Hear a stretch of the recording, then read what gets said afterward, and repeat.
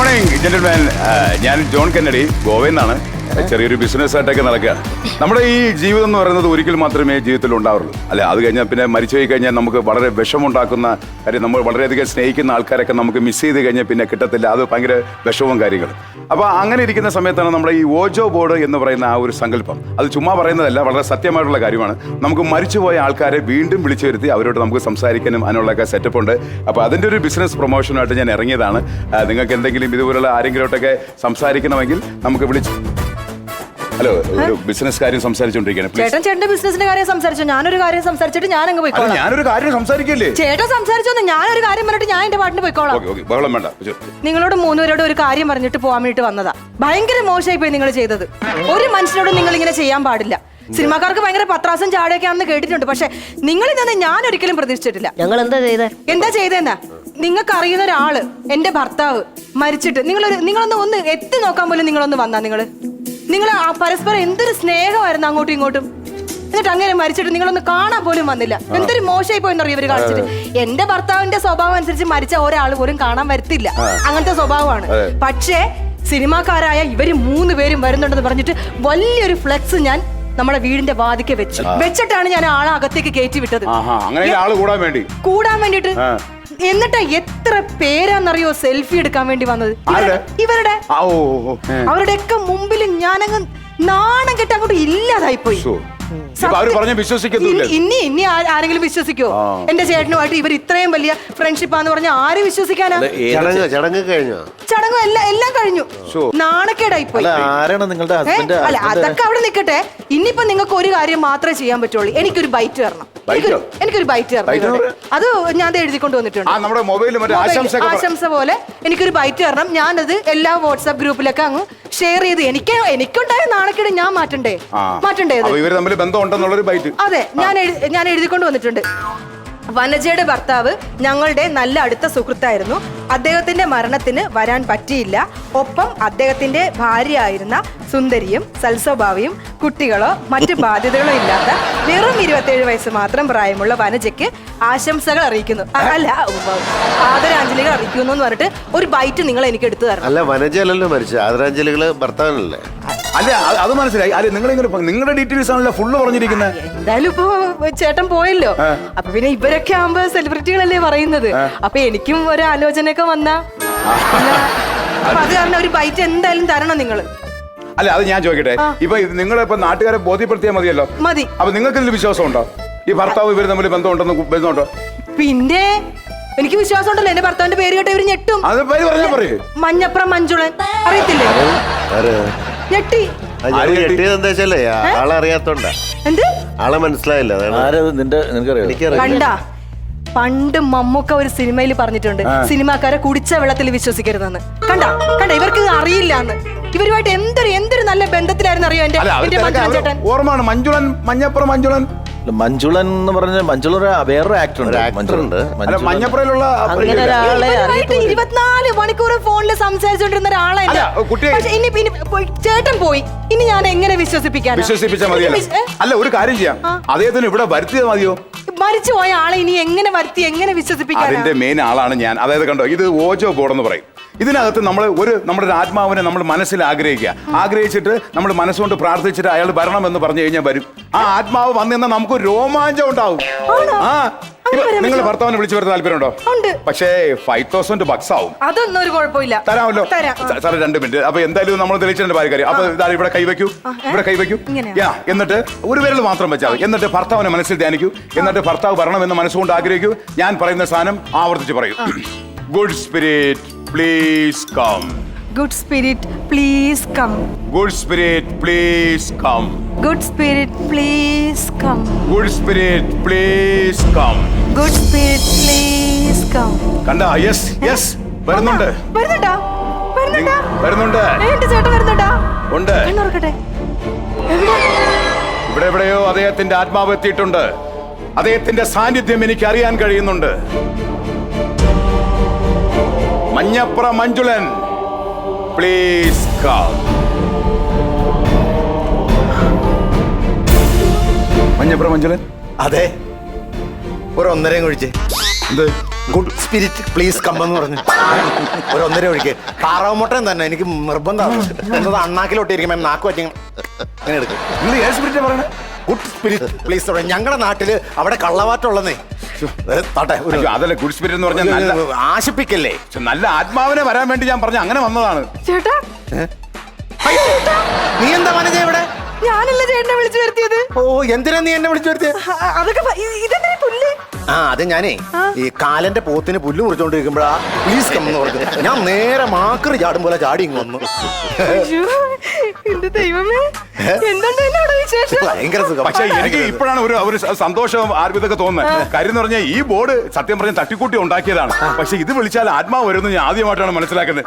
അതെ, ഞാൻ കാണാൻ വേണ്ടി കാത്തിരിക്കുകയായിരുന്നു. ഈ നമ്മുടെ ഈ പരലോകത്തിന്റെ ഒരു സെറ്റപ്പ് ഒന്ന് പറയാമോ? പരലോകത്തിന്റെ സെറ്റപ്പ് എന്ന് കഴിഞ്ഞാൽ ഫസ്റ്റ് ഹാഫ് സ്വർഗം സൂപ്പറാ, സെക്കൻഡ് ഹാഫ് നരകം പരമപരാജയ. അതുകൊണ്ട് ഞാനൊരു 3.1 പോയിന്റ് ഞാൻ കൊടുക്കും. ആണോ? ഇവരെന്താ ഈ പറയണേ?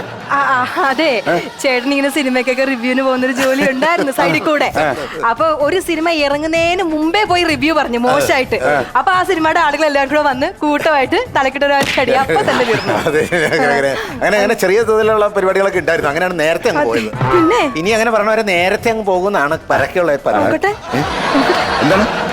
അല്ല, മുറിവൊക്കെ ഉണ്ടോ നോക്കിയതാ. ഞാൻ തന്നെ തൊട്ടുണർത്തുമായിരിക്കും. അല്ല, ഈ കുറ്റം ചെയ്യുന്നവരൊക്കെ ഈ മുള്ളുമുറിക്ക് കൂടി ഇങ്ങനെ കയറ്റി ഇറക്കുമെന്നൊക്കെ പറയാറുണ്ടല്ലോ.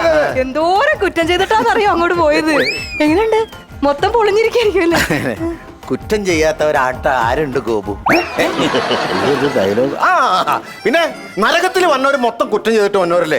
ഈ മുൾമുരക്കയിലൊക്കെ കയറ്റി ഇറക്കലാണ് അവിടുത്തെ മെയിൻ ശിക്ഷ. എവിടെ വേദന? ഇതിന് മുൾമുരക്കിനകത്ത് കയറി നെയ് പറ്റി ഇത് ഇങ്ങനെ ട്യൂബ് പോലെ ഇരിക്കുക. ഇപ്പൊ ഏറ്റവും കൂടുതൽ എൻജോയ്മെന്റ് ചെയ്യണം. എനിക്ക് വിഷമം വരുമ്പോൾ ഞാൻ അതിനകത്തോടെ താഴോട്ട് ഇറങ്ങല പരിപാടി. പിന്നെ ഇപ്പൊ ഡാൻസ് ബാറിൽ കുറച്ച് പെമ്പിള്ളേര് വന്നിട്ട് അതിനകത്ത് ഐറ്റം ഡാൻസ് കളിക്കുന്നുണ്ട്. അത്രയ്ക്ക് മിനുസായിട്ടിരിക്കുക. അന്നെ ഒന്ന് കണ്ണടച്ചേ. കണ്ണടക്ക്. ഞാൻ നിന്നെ ലൈൻ അടിച്ച് വീഴ്ത്തി കല്യാണം കഴിച്ചാൽ ഇനി നിന്റെ മുഖത്തൊക്കെ ഞാൻ എന്തിനാ കണ്ണടക്കണം? അതല്ല, കണ്ണടക്ക്. ഒരു കാര്യം കാണിച്ചു തരാം. ഇനി ഒന്ന് നേരെ നോക്കിക്കേ. ഇനി കണ്ണ് തുറന്നേ. അതിരിക്കണ കൊച്ചിന്റെ പേര് ടണ്ടടേന്നാണോ? ടണ്ടടേ. ഓയ് എന്നാ വിജയമൊക്കെ വീട്ടിലാരൊക്കെ ഇട്ട് സ്കൂളിൽ പോകാതെ ഇവിടെ വന്നിരിക്കണോ ടണ്ടടേ? എന്ത് അപ്പാ നീ പറയുന്നത്? അത് ആരായിരിക്കുന്നത്? സൂക്ഷിച്ചു നോക്ക്. പക്രു ചേട്ടൻ. അതിന്റെ അപ്പുറത്തിരിക്കുന്ന ആളാരാ നോക്ക്. ആരത്? നാദൃഷിക്ക. അതാരാ? ഇത് ചുമ്മാ തമാശ കളിക്കുന്ന കൂട്ടുകാരല്ലേ? അറ്റത്തിരിക്കുന്ന ആളെ നോക്ക്. ഷാജി ചേട്ടൻ. താടിക്കാരനോ? ആ, ഉള്ള പേര് ഷാജി ചേട്ടൻ. എങ്ങനെ പരിചയം? ഈ സിനിമയിലൊക്കെ ഉള്ള ആൾക്കാരെ നിങ്ങൾ ചുമ്മാ തമാശ കളിക്കില്ല കൂട്ടുകാരായിരുന്നിട്ട്. സിനിമയിലുള്ള നാദൃഷിക്ക പക്രുച്ചേട്ടനത്. ദൈവമേ, എന്റെ ദൈവമേ, സിനിമയിൽ ഞാൻ എത്ര പ്രാവശ്യം കണ്ടിട്ടെന്ന് അറിയുമോ? ആദ്യമായിട്ടാണ് ജീവിതത്തിൽ കാണുന്നത്. വലിയ സന്തോഷം. അയ്യോ, നേരിട്ട് കണ്ടിട്ടില്ലേ നിങ്ങള്? ഞാൻ നേരിട്ട് കണ്ടിട്ടെങ്കിൽ ഞാനിപ്പോ കിടന്ന് ഇങ്ങനെ അടിക്കോടി. 24 മണിക്കൂർ നിങ്ങൾ ഇവരെയല്ലേ വിളിച്ചോണ്ടിരുന്നത്? ഇവിടെ എന്നാ പറഞ്ഞ 24 മണിക്കൂർ ഞാൻ ഇവരെ വിളിച്ചോണ്ടിരിക്കുകയാണെങ്കിൽ എനിക്കിപ്പോ ഇവരെ കണ്ടാ തിരിച്ചറിയാൻ പറ്റാതെ. രാത്രി 12 മണിയാകുമ്പോ ഞാൻ പറയും, വാ ചേട്ടാ കിടന്ന് ഉറങ്ങാന്ന് പറയും. അപ്പൊ പറയും, കുറച്ചു നേരം കൂടെ ഞാൻ ആദർശിക്കായിട്ട് ചാറ്റ് ചെയ്തോട്ടെ എന്ന് പറയും. കുറച്ചു നേരം കൂടെ ഞാൻ പക്രു ചേട്ടനായിട്ടൊന്ന് ചാറ്റ് ചെയ്തോട്ടെ എന്ന് പറയും. കുറച്ചു നേരം കൂടെ ഞാൻ ഷാജി ചേട്ടനോട് ചാറ്റ് ചെയ്തോട്ടെ എന്ന് പറയും. ഇപ്പൊ നിങ്ങൾക്ക് അതൊന്നും ഓർമ്മയില്ലേ? അയ്യോ, മറന്നുപോയി പക്രുച്ചേട്ടാ, സായിച്ചേട്ടാ, മറന്നുപോയി. നമുക്കൊരു കാര്യം ചെയ്യാം. അവർക്ക് എന്നെ ഓർമ്മയില്ല, എനിക്ക് അവരെ ഓർമ്മയില്ല. എനിക്ക് ഈഗോ. ഇപ്പൊ നിങ്ങൾക്ക് മനസ്സിലായോ ആരാന്ന്? ഓർമ്മ കിട്ടിയില്ലേ? അതല്ല, നിങ്ങൾ രാത്രി മൊത്തം അങ്ങോട്ടും ഇങ്ങോട്ടും ചാറ്റ് ചെയ്യുമായിരുന്നു. അത് വേണ്ട. ഒരു കൂട്ടുകാരനെ ഇത്രയും നേരം നിന്ന് അറിയുമോ പരിചയമോ ഉണ്ടെന്ന് ഭാര്യ ചോദിച്ചു, അവർ അംഗീകരിച്ചില്ല. ഞാൻ നേരിട്ട് വന്ന് ചോദിച്ചിട്ട് അവർക്ക് അറിയില്ലെങ്കിൽ വേണ്ട, അങ്ങനെയുള്ള സിനിമാക്കാരെ എനിക്ക് വേണ്ട. കാരണം ഈ സിനിമാക്കാരുടെ മുഖംമൂടിയൊക്കെ നമുക്ക് വലിച്ചു ഊരി താഴെ വേണ്ട. എന്തായാലും അങ്ങനെ അറിയാം. ഞാനേ എനിക്കറിയാം. എന്റെ അടുത്ത് നിന്ന് 1-2 പേര് പറഞ്ഞായിരുന്നു ഇവിടെ വരുമ്പോ ഇതേ സംഭവിക്കുള്ളൂ, ഇവരെ അറിയത്തില്ല എന്ന് പറയുമെന്ന്. അത് കാരണം ഞാൻ ചേട്ടന്റെ ഫോണുമായിട്ടാ വന്നത്. അല്ല, ഇതിന്റെ അകത്ത് നിങ്ങൾ തമ്മിലുള്ള ചാറ്റൊക്കെ കിടക്കുന്നുണ്ടല്ലോ. അപ്പൊ അതൊക്കെ ഞാൻ കാണിച്ചു കഴിഞ്ഞാൽ ഇവർക്ക് നിഷേധിക്കാൻ പറ്റില്ല. സ്വന്തം സുഹൃത്തിനെ അറിയില്ല എന്ന് പറയുന്നത് മോശമാണ്. ലോകത്ത് എന്ത് സഹിക്കാം, പക്ഷേ സുഹൃത്ത് ബന്ധമാണ് ഏറ്റവും നല്ലത്. ഞാൻ ചമ്മിക്കോട്ടെ, അവര് ചമ്മരുത്. നിങ്ങൾ ചമ്മയാൻ പക്രു ചേട്ടന് എന്റെ മഞ്ജുളൻ ചേട്ടൻ അയച്ച മെസ്സേജ് ആണ്, പൊന്നെ ഉറങ്ങിയോന്ന്. അപ്പൊ അവള് പൊന്നെ ഉറങ്ങിയോന്ന്. എന്തിനാ ഈ പൊന്നെ ഉറങ്ങിയോന്നൊക്കെ? പൊന്നെ ഉറങ്ങിയോന്ന് വെച്ചാൽ അതെന്നാന്നറിയാമോ? അതിന്റെ സംഭവം എന്ന് വെച്ചാൽ ഈ പക്രുച്ചേട്ടന് എന്നും അങ്ങ് പരിപാടിയാ, ഫുൾ ടൈം പരിപാടി. ഞാൻ എപ്പോ വിളിച്ചാലും പുള്ളി പറയടാ എന്നാണ്ട് വിശേഷം ഇങ്ങനെ ചോദിക്കാൻ എടുത്തു. അപ്പൊ എപ്പോഴും അപ്പൊ ഞാൻ എന്റെ മര്യാദക്ക് നീ ഉറങ്ങുവാണെങ്കിൽ ഉറങ്ങിക്കോട്ടെ എന്ന് കരുതിയിട്ട് ഞാൻ ചോദിക്കും, പൊന്നെ മുത്ത ചക്കര നീ ഉറങ്ങിയോടാ കൂട്ടാ എന്നുള്ള രീതിയിൽ ഞാൻ ചോദിച്ചാ കണ്ട അത്രയും ശ്രദ്ധയായിരുന്നു എന്റെ ചേട്ടൻ, എന്നിട്ട് ഇവർക്ക് ഓർമ്മയില്ല. ഇപ്പൊ ഓർമ്മ വരുന്നുണ്ടോ? ഇപ്പൊ ചേട്ടന് ഓർമ്മ വരുന്നുണ്ടോ? അല്ലല്ല ഇനിയിപ്പോ ഓക്കേ, മതി മതി. വിഷമമുണ്ട് ഉള്ളില്. ആ, അല്ല, കുഴപ്പമില്ല. അടുത്ത മെസ്സേജ് ഉണ്ടല്ലോ, അടുത്തുണ്ട്. ദേ ഷാജു ചേട്ടൻ അയച്ചിരിക്കുന്ന മെസ്സേജ്. ചക്കരെ ഇപ്പം എന്താ ഇട്ടേക്കുന്നേന്ന്. അല്ല അങ്ങനെ ഷാജോട്ട് അത്രയും ബന്ധം ഉണ്ടെങ്കിലല്ലേ പുള്ളിക്ക് അത് പറയാൻ പറ്റുള്ളൂ. ചക്കരെ ഇപ്പൊ എന്താ ഇട്ടേക്കുന്നെന്ന്, എന്തിനാ ഇപ്പൊ എന്താ ഇട്ടേക്കുന്നൊക്കെ അതിന്റെ സംഭവം എന്താ പറയുക, ഈ പാലക്കാട്ടുകാരൻ ഷാജു ചേട്ടനെ ഒരു പഴയ ടൈപ്പുള്ള ആളാണ് പുള്ളി. മോഡേൺ ഡ്രസ് ഇടില്ല പുള്ളി. ഞാൻ എപ്പോഴും പറയും, നിങ്ങൾ സിനിമാക്കാരനായില്ലേ, ബെർമൂഡ ഇട്, ടീഷർട്ട് ഇട്, നല്ല ക്യാൻവാസ് ഇട്, ഇതൊക്കെ ഇടാൻ ഞാൻ പറയും. പക്ഷെ ഞാൻ ഇടയ്ക്ക് കയറി വരുമ്പം പുള്ളി ഈ പറഞ്ഞ കൊള്ളാത്തൊരു ബനിയനും കൊള്ളാത്ത മുണ്ട് കൊടുക്കും. അപ്പൊ ഞാൻ ചോദിക്കും, ഫോണിൽ വിളിച്ച് അപ്പൊ തന്നെ ചോദിക്കും, ചക്കര ഇപ്പൊ എന്താ ഇട്ടേക്കണേ മുണ്ടാന്ന് പറഞ്ഞാൽ അപ്പൊ തന്നെ എന്നെ ഊരിക്കും, എന്നിട്ട് ബെർമൂഡ ഇടാൻ പറയും. അതിന് വേണ്ടിയിട്ടാണ് ഞാൻ സിനിമാക്കാരനെ വളർത്തി. എനിക്കറിയില്ല. എന്നിട്ടും അറിയത്തില്ല, ഈ മെസ്സേജ് വന്നിട്ടില്ല. അറിയില്ല.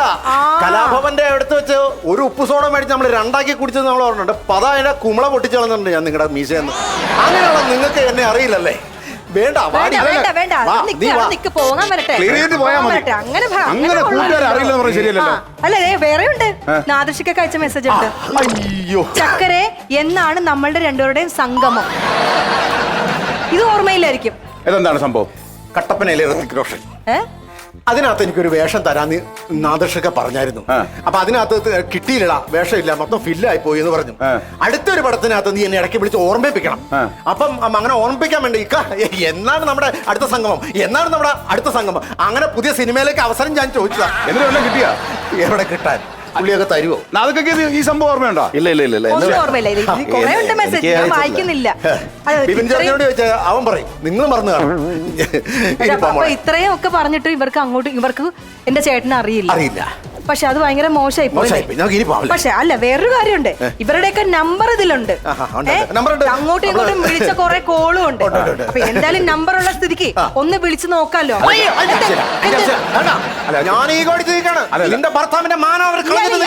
ഇവരുടെ കള്ളത്തറ ഈ ലോകം മൊത്തം അറിയട്ടെ. എന്റെ ചേട്ടന്റെ മനസ്സ് എന്തോ ഇപ്പൊ വിഷമിക്കുന്നത്. അല്ലല്ല, ഒന്ന് വിളിച്ചു നോക്കട്ടെ. അതിന്റെ ആവശ്യമുണ്ടോ മോളെ? കണ്ട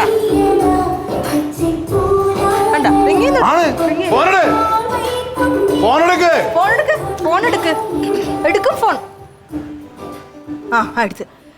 ഹലോ ഡാ മഞ്ജുള, 1000 തവണ ഞാൻ നിന്നോട് പറഞ്ഞിട്ടുണ്ട് എന്നെ ഫോണിൽ വിളിച്ച് ശല്യം ചെയ്യരുതെന്ന്.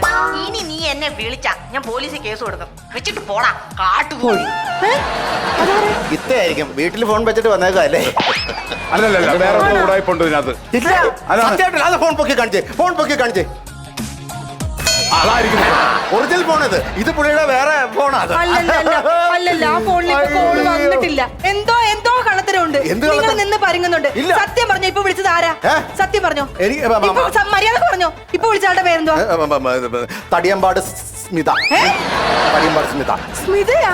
തടിയമ്പാട് സ്മിത. അപ്പൊ ഈ പക്രൂന്നും ഷാജു എന്നൊക്കെ പറഞ്ഞിട്ട് സേവ് ചെയ്തിരിക്കുന്ന സരിത, ചമ്പക്കര സിദ്ധു. ഇവരുമായിട്ടൊന്നും അല്ലേ നിങ്ങൾ വിളിച്ചോണ്ടിരുന്നത്?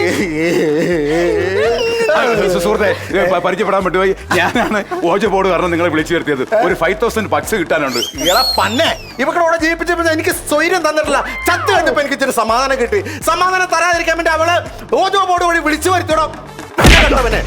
മര്യാദ പറഞ്ഞോ. ഇവൾമാർ ആരാണെന്നുള്ള കാര്യമൊക്കെ മര്യാദ പറഞ്ഞോ. എന്റെ സ്വർഗത്തിൽ വന്ന് അടിക്കാൻ പോണേ. എന്റെ 5000 ബക്സ്. ഹലോ